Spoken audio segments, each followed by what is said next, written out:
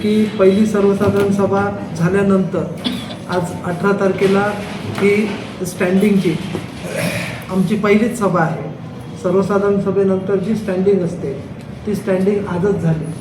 आता या स्टँडिंगप्रमाणे वारंवार जनतेतून किंवा वारंवार वेगवेगळ्या लोकांकडून असे प्रश्न उपस्थित होतात की आम्ही जिथून चार्ज घेतला तिथून नेमकं सावंतवाडीमध्ये काय काय डेव्हलपमेंट आल्या. तर त्याचं उत्तर असं आहे की आपण जर बघितलं तर आता लवकरच सावंतवाडीमध्ये नरेंद्र डोंगर येथे योगा आणि मेडिटेशन सेंटर जवळपास 4.5 कोटीचं टेंडर आहे. ते अगदी लेटेस्ट अगदी लवकरात लवकर सावंतवाडीच्या नरेंद्र डोंगर येथे ते सुरू करण्यात येईल.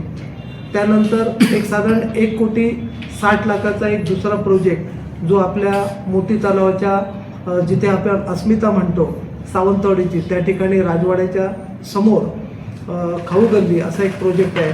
त्याला आपण आता स्टँडिंगमध्ये संमती दिलेली आहे. त्यानंतर सावंतवाडीच्या वेगवेगळ्या प्रभागामध्ये वेगवेगळ्या ठिकाणी गटर म्हणा किंवा रस्ते म्हणा किंवा पाण्याच्या सोयीसुविधा म्हणा याबाबत विस्तृतपणे आम्ही या स्टँडिंगमध्ये टोटल जर आपण बघितले तर आम्ही टोटल 64 या ठिकाणी अजेंड्यावर आज विषय ठेवलेले होते स्टँडिंगमध्ये. त्यामध्ये सगळ्यामध्ये प्रामाणिकपणे आम्ही व्यवस्थितपणे निर्णय घेऊन प्रत्येक ठिकाणी प्रत्येक प्रभागामध्ये कसा न्याय देता येईल त्याप्रमाणे आम्ही इथे प्रत्यक्षात कामकाज करण्याचा प्रयत्न केलेला आहे. आणि त्यामध्ये अत्यंत महत्त्वाचे काही जे इश्यूज आहेत ते मी आपल्याला सांगतो परत एकदा की जिमखाना मैदान आहे तिथे ड्रेसिंग रूमचं काम होतं आहे किंवा ज्येष्ठ नागरिक सुविधा केंद्र आहे तिथे बहुउद्देशीय सभागृह इमारतीचं काम होतं आहे.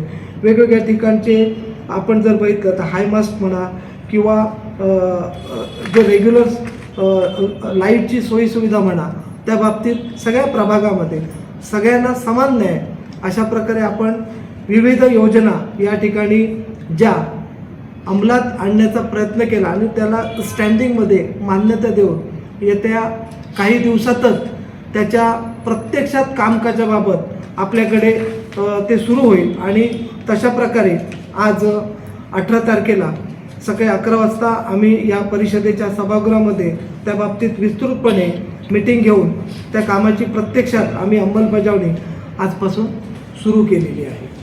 आणि यामध्ये सगळ्यात महत्त्वाचं मी आपल्याला सांगेन की आम्ही ज्यावेळी पहिली सर्वसाधारण सभा घेतली त्या सभेमध्ये आपल्या सगळ्यांना माहिती असेल अजेंडावर टोटल 48 विषय होते. आम्ही फक्त या ठिकाणी बसलोय सावंतवाडीचा सर्वांगीण विकास होणे या एकमेव उद्देशासाठीच बसलोय. आणि सर्वांगीण विकास होत असताना मी आपल्यासमोर एक अत्यंत महत्त्वाची आणि सावंतवाडीची अस्मिता असणारी भुयारी गटार योजना आपल्यासमोर आणण्याचा प्रयत्न केलेला आहे. त्याला काउन्सिलमध्ये पहिल्याच मीटिंगमध्ये आपण मान्यता घेतली. आणि मला सांगायला अतिशय आनंद होतो की त्याबाबत अंडरग्राऊंड सेवरेज स्कीम म्हणून आपण यासाठी असं असतं की नगर परिषद स्वतः खर्च करून त्या ठिकाणी नगर परिषदेमार्फत तज्ज्ञ नेमला जातो. परंतु आम्ही या ठिकाणी एक वेगळा प्रयत्न केला. नगर परिषद तज्ज्ञ नेमणार त्यासाठी नगर परिषद फंड अवेलेबल करणार त्यासाठी आम्ही न थांबता आम्ही वेळोवेळी चव्हाण साहेबांचं मार्गदर्शन वेळोवेळी पालकमंत्री साहेबांचं मार्गदर्शन घेऊन या ठिकाणी त्यांच्या माध्यमातून पर्सनली आम्ही तज्ज्ञ नेमले. आणि मी स्वतः सावंतवाडीत आमच्याबरोबरची सगळी एंटायर बॉडी जी निवडून आली आहे ते सगळे सदस्य सन्मान्य त्या लोकांनी अख्ख्या सावंतवाडीमध्ये पूर्ण सर्वे केला.